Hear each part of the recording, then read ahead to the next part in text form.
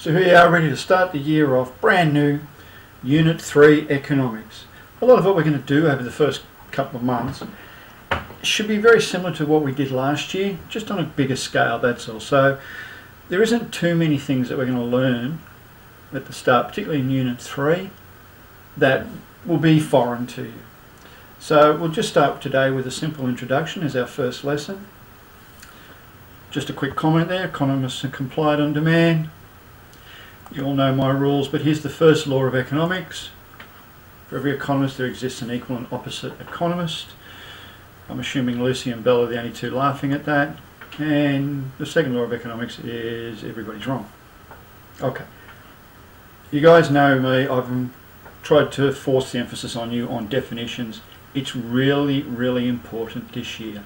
You've really got to know your definitions. So we're just going to go over a few that you should know. We'll pick up more over the year, but these are the ones that you should know. Every one of these you are familiar with. The first one is, what is the major economic problem? And that is scarcity. What is scarcity? Well, scarcity is we have unlimited wants, and yet our resources to fulfill those wants are limited. If you get asked in an exam, define or what is the basic economic problem, do not write scarcity. Conversely, if you get asked what is scarcity, do not write the economic problem. It is wants are infinite, resources are finite or limited. Okay, don't write scarcity. You're substituting one term for another. Okay, so that leads us to what is economics? And economics is satisfying scarcity. It's exactly what it is. How we use our limited resources in order to satisfy the unlimited wants of society. Okay. Very important this year. A lot of things that we focus on, not just in Unit 3 but in Unit 4 throughout the whole year, all come back to living standards. Living standards play a major part of Year 12 economics. The two types of living standards are material living standards, level of economic well-being of individuals, relates to the quantity of goods and services available for consumption. What we can buy, those solid things that we can buy, the new TV, the new house. How is it measured? Well, there are a number of different ways to measure it. We tend to accept GDP.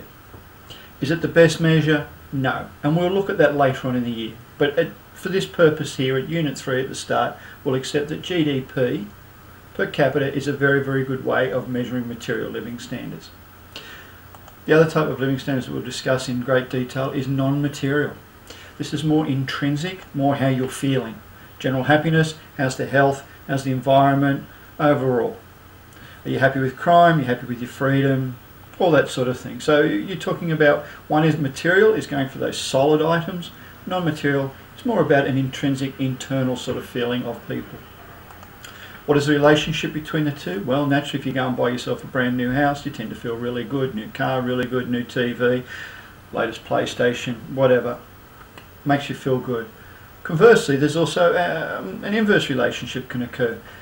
As we increase our material stuff, we can have other problems, and they can be increased pollution, which is, over the last few years, there's been the huge push for green and looking at the environment. Why? Because people have wanted the better, faster, newer cars. This has ended up causing problems within our environment.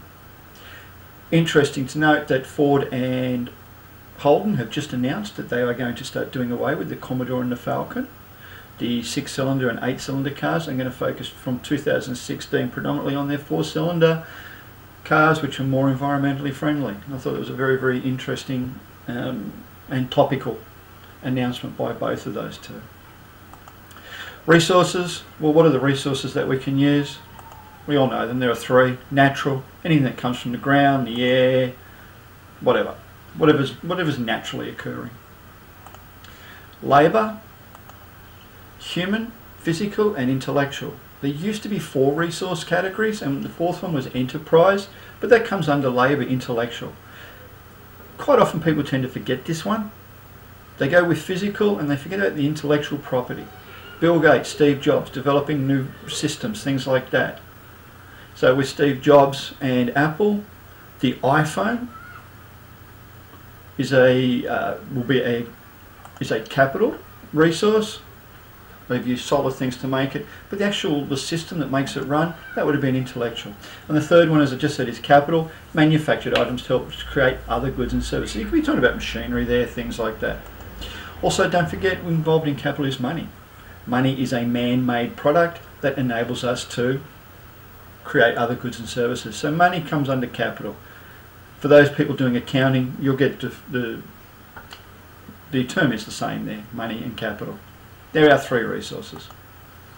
Opportunity cost, I know you all just rolled your eyes and you'll love the theory of opportunity cost. Cost foregone when you buy something else, or the value of the next best alternative. So if you've got a toss up now between buying a car or taking a holiday, if you take the holiday, the opportunity cost is the value of the car, because that's what you have not purchased, that's what you have foregone. If you buy the car, the opportunity cost is the value of the holiday. What have you given up in order to make one choice over another? Opportunity cost occurs right across the board. It's not just individuals and consumers that make opportunity cost decisions, it's also businesses and also governments. Do we spend money on roads or do we spend money on hospitals? If we spend it on the hospitals, the opportunity cost is the roads, and vice versa. You know where I'm going with this. We'll look at this later on. Efficient allocation of resources, well, that is pretty much using our resources, isn't it, in order to achieve or maximise our production levels in order to satisfy those wants. We can never satisfy all the wants because we've already decided that wants are unlimited. Efficient allocation of resources leads us back to our old friend, don't roll your eyes, the production possibility frontier, the PPF. Right, limited production between two items given the constant level of resources. Remember, even though we know it's not necessarily true, we are working on the assumption here that all resources are interchangeable. So I use the same resources to create a car, and they are the same resources I would use to create a garden out the back. We know that's not true, but for our purposes, at Unit 3 economics, it is. So there it is, there's a little production possibility frontier graph. I'll drive you mad with those in the next couple of weeks, let me tell you. Point B has the highest total production. There's no actual numbers on this graph, but that'll do. You can understand point B, that is where everything is being used efficiently. Product A, product B, when they're being used most efficiently, will achieve point B. Point X, under use of resources. Point X right here, under use of resources, that makes it inefficient. We are not using all our resources properly. Point B, we are using them properly. Point X, we are not. Point Y, well, at this stage it's unattainable. You can't get there unless we cause inflation because demand outstrips supply in order to get out there. But we can't get to that point because we don't have enough resources. Okay, that's the maximum level of product B resources, that's the maximum level of product A resources.